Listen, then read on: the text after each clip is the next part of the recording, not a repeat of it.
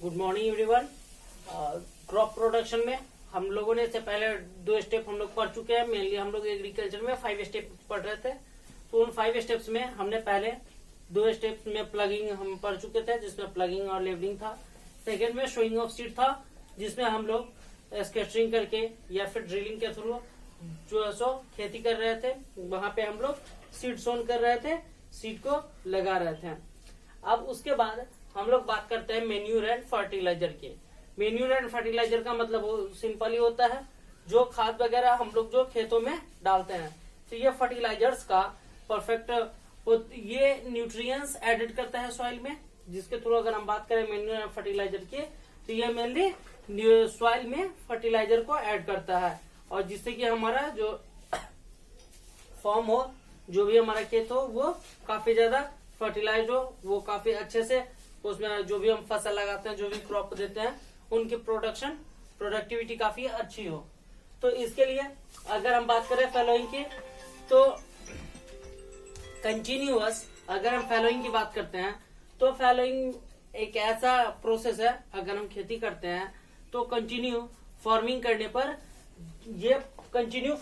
पर ये प्रोसेस क्या होता है सॉइल का, कि जब लीव जो होता है, लीव द फील्ड अनकल्टिवेटेड, जो हमारा फील्ड है उसे हम एक या उससे ज्यादा सीजन के लिए खाली छोड़ देते हैं, क्योंकि कंटिन्यू सॉइल का यूज करने पे, कंटिन्यू फॉर्म का यूज करने पे जो मिट्टी है वो मिट्टी काम करना बंद कर देती है।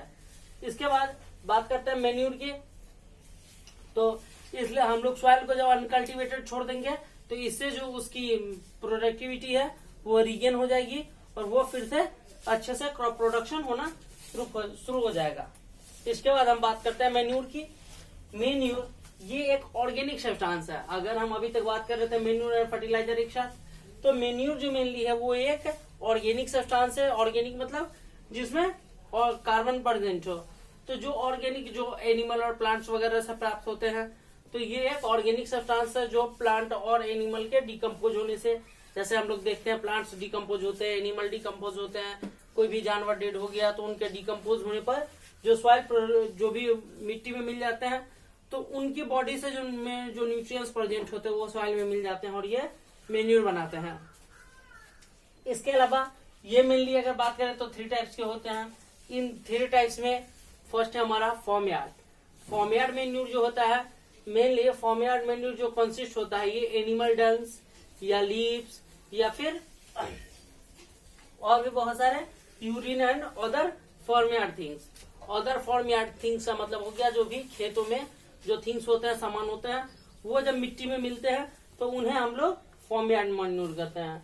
इसके बाद तो जो भी एनिमल्स वगैरह होते हैं, जैसे काउ डंग वगैरह का नाम आप लोगों ने सुना होगा, एज अ फर्टिलाइजर यूज होता है, तो वहां पर वो mainly as a manure use होता है, न कि फर्टिलाइजर। सेकेंड ग्रीन मेन्यूर है। ग्रीन मेन्यूर में मेनली वैसे प्लांट्स जो मेनली अगर हम बात करें तो लेग्यूमिनियस प्लांट्स है, ये उस टाइप्स के प्लांट होते हैं जिनमें, जैसे अगर हम लोग खेती करते हैं तो हम लोग देखते हैं कि उसमें बहुत सारे ग्रास और छोटे छोटे प्लांट प्रेजेंट होते हैं खेतों में पहले से। तो उन प्लांट्स को जब हम लोग प्लगिंग के थ्रू निकालते हैं तो ये धीरे धीरे डिकम्पोज होते हैं, या हमारे घर में जो भी पिल्स वगैरह होता है, वेजिटेबल पिल्स वगैरह, तो इन्हें हम लोग डालकर मिट्टी से कवर कर देते हैं, तो ये धीरे धीरे डिकम्पोज हो जाते हैं लगभग 3 वीक्स में। तो इनका डिकम्पोज होने से ये मेन्यूर बनाते हैं।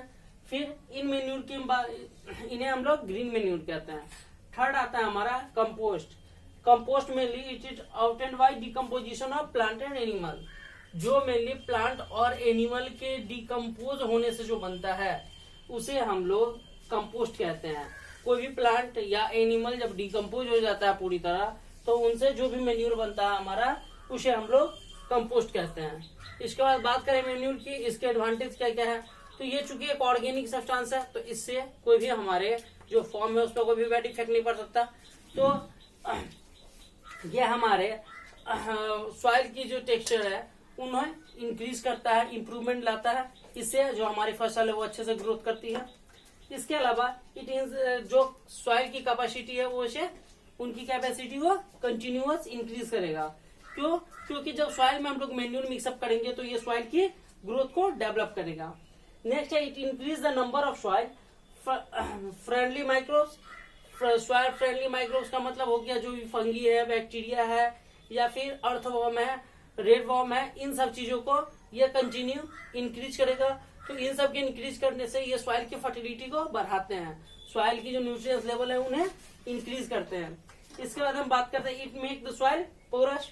ये मिट्टी को हल्का कर देता है, चूंकि जब हम लोग मेन्यूर बनाते हैं तो ये सॉइल के साथ मिक्सअप होकर, चूंकि ये खुद भी हल्का होता है, इनमें जो बैक्टीरियाज होते हैं वो सॉइल को अलग अलग पॉइंट्स पर तोड़ देते हैं, तो इनसे ये सॉइल हल्का हो जाता है। और इनसे जो गैसेज है वो गैसेज एक्सचेंज में, चूंकि जब छोटे छोटे पार्ट्स में रहेंगे तो इनमें जो होल होगा, अगर कोई भी पार्ट्स है तो उनमें काफी ज्यादा होल्स बन जाता है, जिनमें अर्थवर्म या टेप बॉम्ब रहते हैं। तो इनके कारण इन्हें गैस एक्सचेंज करने में सॉइल्स में दिक्कत नहीं होती, तो ये सॉइल से आसानी से क्रॉप गैस एक्सचेंज कर सकते हैं। हमें पता है कि ये कार्बन डाइऑक्साइड लेकर ऑक्सीजन रिलीज करते हैं, तो या फिर ब्रीथिंग्स वगैरह में, तो वहां पर इन्हें दिक्कत नहीं होता, तो ये आसानी से कर सकते हैं। इसके बाद बात आती है फर्टिलाइजर की। तो फर्टिलाइजर मेनली हमारा केमिकली सब्सटेंस है, तो इसके बारे में हम लोग देखेंगे नेक्स्ट क्लास में। और एक चीज जो आप लोग अच्छे से सारे के सारे नोट्स बनाइए, बहुत कम बच्चों को रिस्पॉन्स आ रहा है, तो इसलिए जरूरी है कि आप लोग सारे के सारे नोट्स बनाइए और सेंड कीजिए, ताकि पता चल सके कि आप लोग पढ़ाई कर रहे हैं। Okay, all the best.